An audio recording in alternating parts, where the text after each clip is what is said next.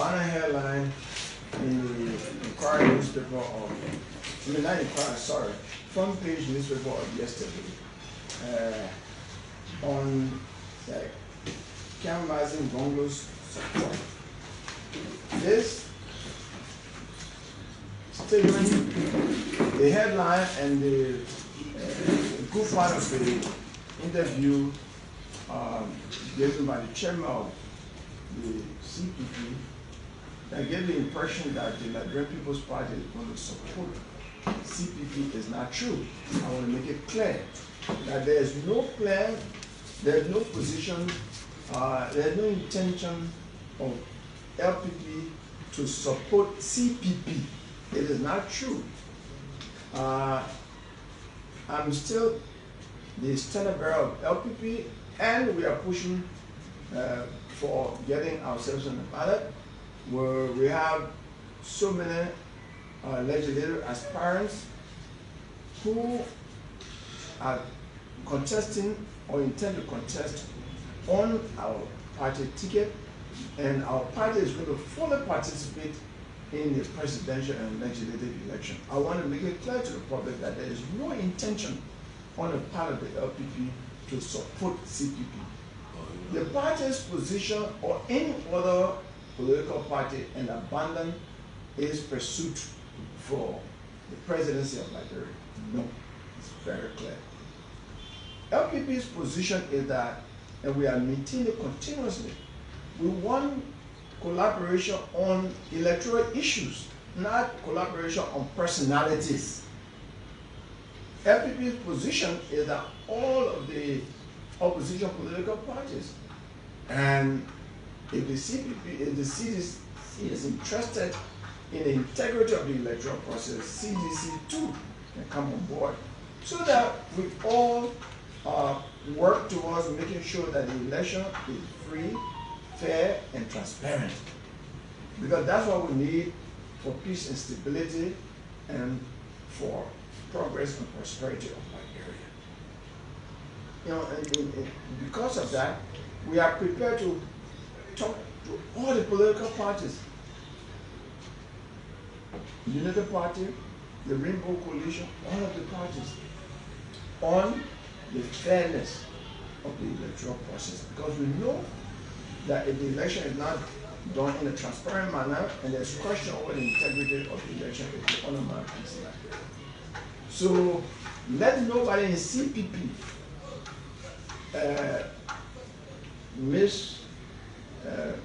misinterpret any move by anybody from LPP. If some members of the party talk to some executive of CPP about collaboration, it can never be that LPP will abandon its pursuit for legislative and presidential seats and then support the CPP. No, there is no intention. I want to make it clear. LPP does not intend to support CPP in this electoral process. What LPP is prepared to do is for CPP, Unity Party, Rainbow Coalition, all the political parties to agree on promoting and protecting the integrity of the electoral process. I want to make this clarification. You know, so all of the implications of that meeting that is presented in the report is false and misleading. Yeah, okay, so with that comment from the standard bearer, we now take a few questions. Your name, please call your name, your institution. I'm Webster Clay, and I report for Front Page Capital. So my question to you is, was any meeting held? And if it is true, what was the intent of the meeting, please? I just said, you know, our party, members of our party, all through the process have been talking to the different political parties on the integrity of the electoral process. As you know, sometime back we even gave a press conference at the Capitol building where we talk about we express question over the DVR. We talk about having a technical counterpart from the international community in the coalition room to make sure that in the data room nothing goes wrong. We talk about stationary observers from the international community that every polling station and not roving observers. So we know that except for the ruling party, none of the opposition political parties will really have money to put poll watchers, for example, at every polling station in the country. So can we, for example, collaborate on the issue of having poll watchers where we watch for each other? So if party A and B do not have poll watcher at a particular place and party B and C, then can they also represent the interests of party A and B? All of that to promote integrity of the electoral process so that when the results are announced, there are not many questions. So, yeah, we heard that some of our partisans made initial contact with CPP, but that was the reason. The reason was, cooperation on making sure that the electoral process meets the quality of integrity that everybody expects. Yeah, so my name is Yanti. Okay, as well. Does it mean that at no time that you ever participated in any meeting of such, you in particular? Oh yeah, no, the story itself says that I did not participate in such a meeting. So, but what I know is the party's standing position and cooperation and collaboration is that our collaboration will be on making sure that the election is free, fair, and transparent. That is an established position. Not cooperation, collaboration on personalities. Nothing about candidates. No. So on the flip side of it, the National Elections Commission started the nomination process, and time is going fact that July 14 that will come to an end. And there are a lot of concern from the public that perhaps you have the Unity Party who have named their running mate, the CPP as well, and other party as well. But all attention is on you now at the moment as to who becomes your own running mate. What is the delay all about up to date? People are not hearing from you. There's no delay. It's good that we are in the press. There's no delay. But within the scope of the law, we will present a ticket. There's no question to that. How soon would that be? And the fact that we are mentioning us means that we are a formidable candidate, and our party has a big standing. As you know, we just announced just about in December 2021, and I didn't participate in the 2017 elections, but there's no question now, and I can say without any fear of contradiction that when every media institution, including your own, when they name 4 presidential candidates, LPP presidential candidate, aspirant is named, which for all is a big progress, even though many people still consider underdogs, and we like the fact that we are underdogs, because some people feel that the election results of 2017 are in the safe somewhere and then we go. And the reason for all we are working for our own, we are underdog. So we are not complacent. That's why I've gone to 326 towns in Liberia, reaching to Liberians outside the new roads and going to places where they are experiencing the hardship to get the experience to get to the villages. I would never see myself passing through Ivory Coast as a presidential candidate or passing through ceremony to go to any part of Liberia. For me, it's disgraceful, it's shameful.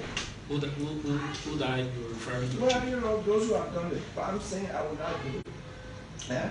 I will never do it because for me, I consider it very disgraceful and shameful. It brings my country to public shame. It's already terrible that we are backward, but we don't need to show it to the world like that. I'm a proud Liberian, and I will pass through Liberia to go to any part of Liberia as the presidential aspirant. Just the same difficulty that people are experiencing, but I would never, do it. Yes. Yeah, Councillor, you are saying you name your running mate in the scope of the law. If you are naming your running mate, what character would you like to see in that person? Well, the person must have must fulfill the requirements provided by the Constitution in the first place. And secondly, I strongly believe the person must be anti-corrupt. That's what we're looking for. People of integrity. I can stand and I say it all the time on the radio, but I challenge anyone in the report of Liberia for Kipman to keep up with see when Council Gongloe served as executive assistant of President Sawyer, when he served as Solicitor General, when he served as minister, he took 1 cent from government that he stole. So I'll be looking out for that kind of person who respects integrity and believes in Liberia, like I do. I rather sleep hungry, and the people of Liberia stomach get filled by my action as a leader, rather than me as it happens today. People who lead our government, majority of them are so greedy, selfish, and don't love our country. So at the time that people are experiencing abject poverty, you are seeing huge buildings coming up. Look at the President pro tem building right behind the Syrian embassy. You go in there now, you go and ask the workers, they will say, oh yeah, that President pro tem building. But it is happening at the time that the price of cocoa is around $400 Liberian, and people have to come together, they call it SEPI. They come together first as a group, and then they credit the cocoa, they call it SEPI. At the end of the day, will pay you don't have money. The amount of goods that Liberians used to buy with the same amount of money at the beginning of the year are now decreased.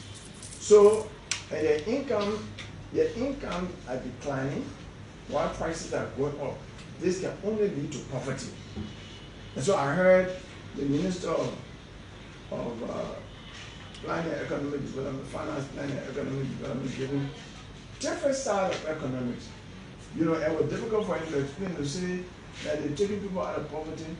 But at the same time, explain, there was COVID in the country and the Ukrainian thing. I said, but this doesn't make sense to me. You either say, oh yes, people are catching hard time. But the reason people are catching hard time is because of COVID in Ukraine. But you say people are not catching hard time, and you say because of, the problem in the country that COVID and 27,000 people. Which makes it even like it was draining. Because we are not even 6,000, I can 27,000 come out of. Again, I've not been in Liberia. In 1927, we have 15,000 registered voters, and the government, they announced that they won the election by 243,000 votes. 243,000 votes came out of 15,000 in 1927. So today now, 27 million is coming out of 5 million, 5.2 million. Another made in Liberia. So the Minister of Finance is going to go in the Guinness Book of Record as being the minister who announced that 27 million can come from 5.2 million. That's another Guinness Book of. You're trying to lie to the public, to the people who are enjoying. The people they are feeling, the gravity of misrule. Sometimes when they say the president is a barroom medicine, I would say, but the people in Southern don't feel so because they came from Southern, maybe he hasn't been there. In the whole of Southeast, the worst road I've seen in Africa are in the southeastern part of Liberia. I really feel sorry for the people. And then where all the big shots in the 3 branches of government come from.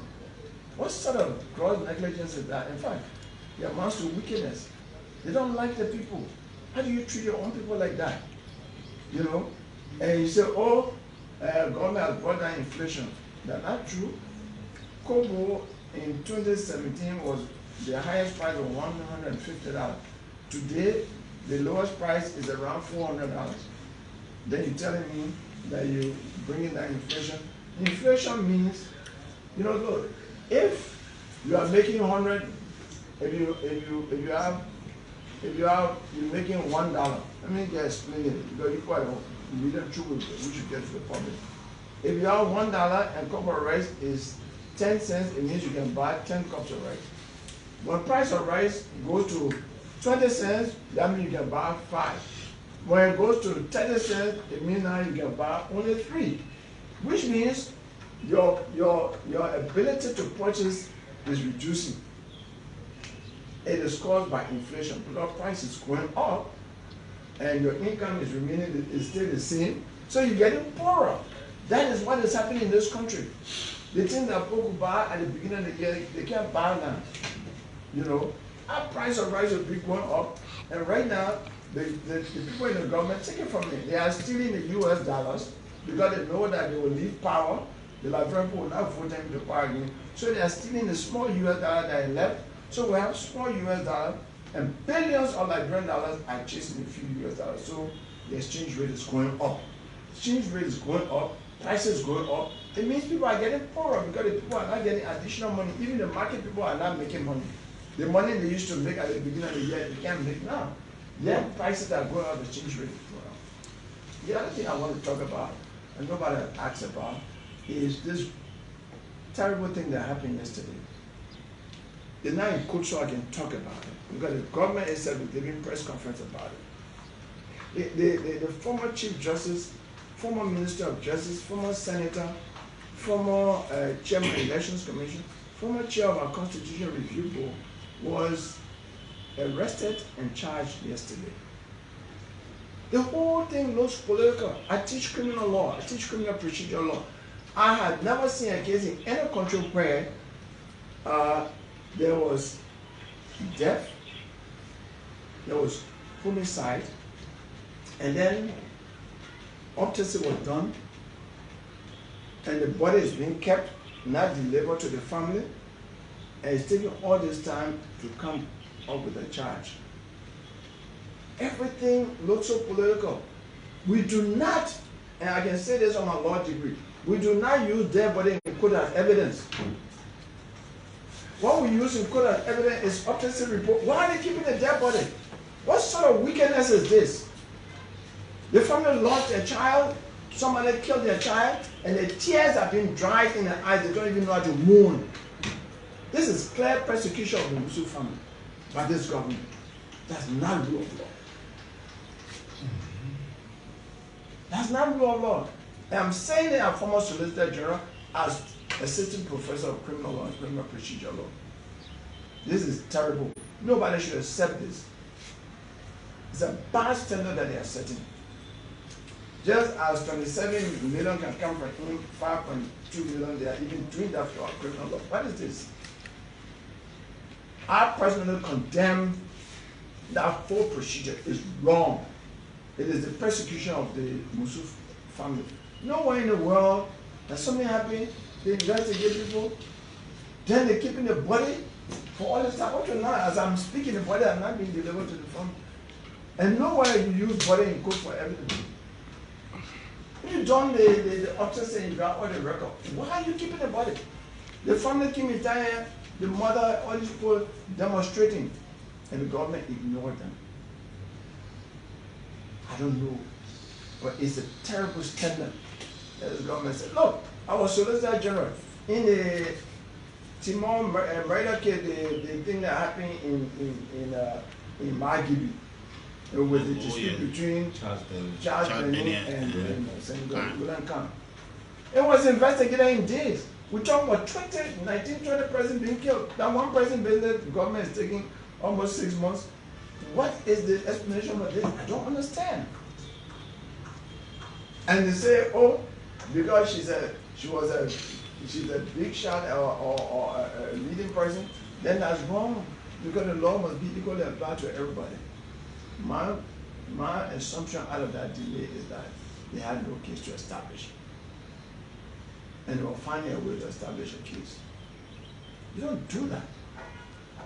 You know, it's wrong. It's wrong. Really, really wrong. And the government should stop this. It is terrible that they have put this country in virtual ICU, the intensive care unit.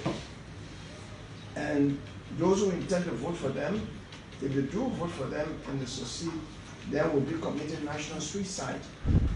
You know, because in 2017, our people took virtually a brand new Mercedes-Benz that has serious problems. And instead of giving it a mechanic to fix it, give it to a carpenter. And all the carpenter has the carpenter has crowbar, hammer, nails. and the Mercedes-Benz is totally being put beyond repair. They don't want to do that. So they can't even allow us to have good feeling. This is the only government since 1847 that had witnessed or orchestrated the death of auditors. Yeah? Auditors die, and the whole thing is shrouded in some sort of mystery that nobody understands. It's terrible. You have to stop this. Giving people bad feelings all the time. One of the functions of government is to make people to have good feelings.